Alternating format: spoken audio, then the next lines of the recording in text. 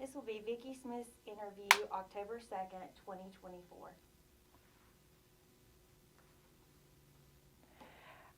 The first thing I remember about the January tornado so many years ago was coming home from school. The air seemed really funny. There was a different feeling outside, and I had two kids, and one of them was just about a year and a half old, and I took him upstairs in the house to feed him in front of the television where my daughter was watching Mr. Rogers. That was a really stupid move, but back then we didn't know so much about tornadoes as we know today. The tornado came. I heard it go over my house in Eden. It scared me, but we had no damage. Trees were blown around, just limbs down.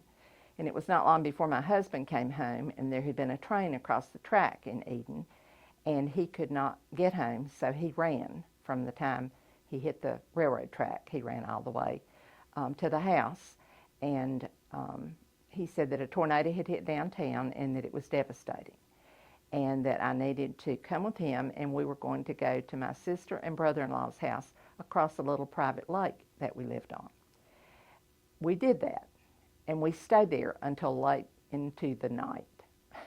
We didn't know about tornadoes. We had no idea that the tornado was gone. It wouldn't be back. There was nothing else to be scared of. We stayed in their basement for hours and hours. My husband, meanwhile, and his brother went downtown with chainsaws and began to help clean the streets and make way for people to get in to do rescue work.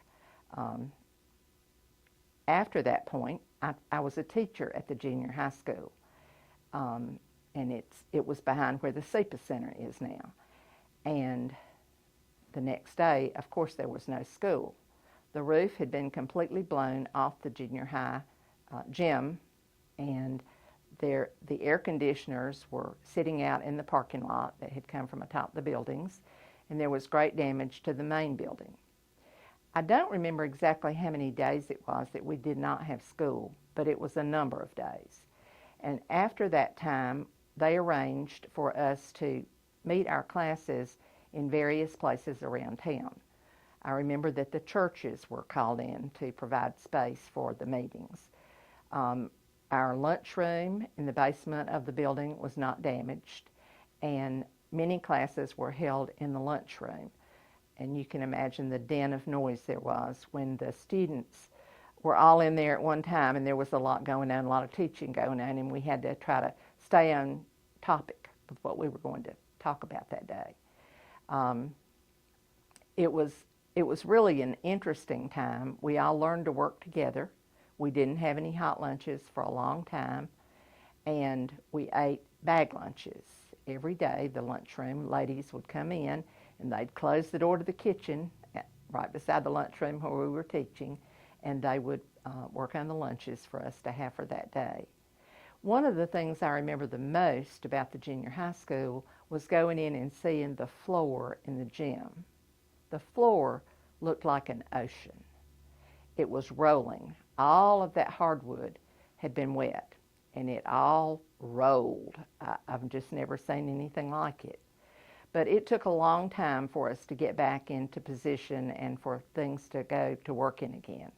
Just felt very fortunate that we didn't have any major damage to the house, to our property. My little stepdaughter and her husband were living right downtown, across where Colonial Arms Apartments are today, and they're there because of the tornado and the house that was gone from there, that was demolished. But she was right across the street from that, and of course my husband's first concern when he got downtown was to see about her, and she'd been cooking dinner when the tornado hit.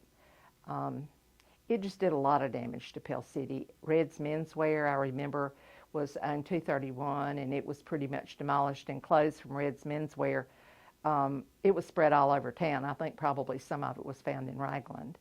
And another thing I really remember is going down into the Mill Village, and somebody had said that a pine needle could go through a tree with the winds that the tornado put out. So I think that there was a pine needle through a tree. It looked like it. If not, there were two pine needles, one on one side and one on the other. But it was quite an exciting time. The day after the tornado, everything was normal. The sky was blue. It was warm outside in that on that January day. It was just really, and it was over. It was over as fast as it came.